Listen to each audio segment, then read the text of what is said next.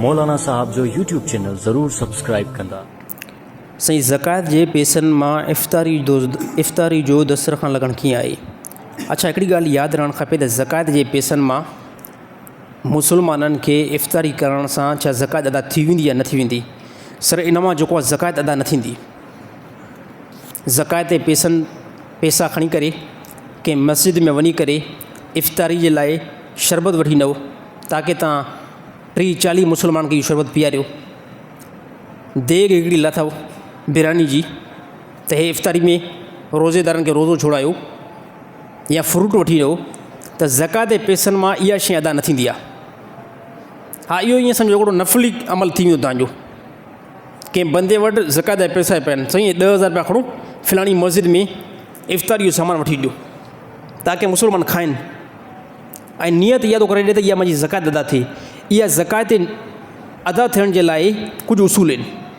सभ खां पहिरियां उसूल इहो आहे, जेकॾहिं अगरि तव्हां ज़कात अदा था कयो, उन ज़कात जे पैसनि खे, उन ज़कात जे सामान खे अॻिले मुस्तहिक़ मुसलमान खे मालिक बनायो त कोई बि अगरि बंदो इफ़्तारी अहिड़े एतबार सां कराए थो, सहरी अहिड़े एतबार सां कराए थो त उहो पैकेट हिकु तयारु थो कराए त उन में चांवर बि आहिनि, उन में गिहु बि आहे, उन में अटो बि आहे ऐं उन में चांहि पती बि आहे। हाणे अहिड़ा पैकेट वठी करे ऐं ग़रीबनि खे चए थो हाणे हिकु हिन खे ॾियो, हिकु हुन खे ॾियो, हिकु हुन खे ॾियो। इन तरीक़े में ज़कात अदा थी वेंदी। छाजे करे थी वेंदी त इहो मां मालिक थो बणायां न, इहो मां मालिक थो बणायां। बाक़ी मालिक न बणाइण, तमामु शइ वठी अची करे सिर्फ़ु मस्जिद में सभिनी खे गॾु विहारे करे ईअं ॾियणु, त इन मां सर ज़कात जेको अदा न थींदी। इहा तव्हांजो नफ़ली सदको थींदो, अलाह ताला तव्हांखे अजुर ॾींदो।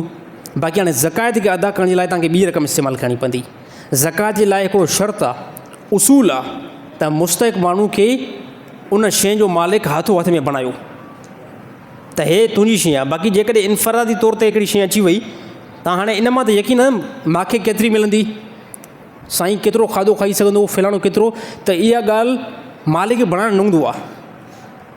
इन में अॻिलो बंदो मालिक न आहे बणिबो, बल्कि मालिक उन सूरत में बणिबो तव्हां ज़कात में राशन था वठो, ज़कात में इफ़्तारी ऐं सहरी जो राशन था वठो, उनजा बाचका ठारायो था। पोइ बिल फ़र्ज़ उन में 1000 जो सामान हुजे, जेकॾहिं कंहिं 100 माण्हू खे तव्हां ॾिनो त इहा तव्हांजी ज़कात थी वेंदी। छाजे करे इन सूरत में ॾिसो, सूरत ॾिसो न, इन सूरत में अॻिले बंदे खे तव्हां मालिक था बनायो। इन में साईं मालिक बणे थो न, हिकिड़ो कटो हिकिड़े बंदे खे ॾियो, ॿियो कटो ॿिए खे ॾियो, त इहो मालिक थी वियो न। इफ़्तारी जे सामान में मालिक बंदो न थींदो आहे, बसि जेको मिलियो त सो मिलियो। कॾहिं त कंहिं बंदे खे खजूर बि इफ़्तारी ते न मिलंदी आहे, मजमो एतिरो थी वेंदो उनखे तव्हां छा कंदो। त इहो जेको तरीक़ो आहे ज़कात जे पैसनि मां इफ़्तारी जो दस्तरखान लॻाइण, इन में ज़कात अदा बिल्कुलु बि न थींदी अथव।